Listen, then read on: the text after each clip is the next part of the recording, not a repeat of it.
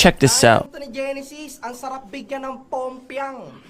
Sinasapak ko daw sarili ko. Oo, tol, na para bang si Rodtang. Gago. Game? Sensitibo tong round ko na to. Kaya kumapit kang maigi. Babaliktad mundo mo sa akin, G, na para nakalambitin na paniki. OG to sa isang gang.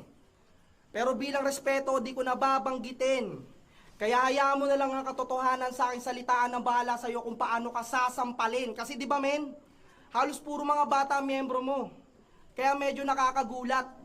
Imbis na mag-aral sila sa maayos na paaralan, sa kalakalan ng kalsada mo sila pinapamulat. Anong OG? Wala kang karapatan sa mga yon. Sadyang pondo lang habol mo makuha.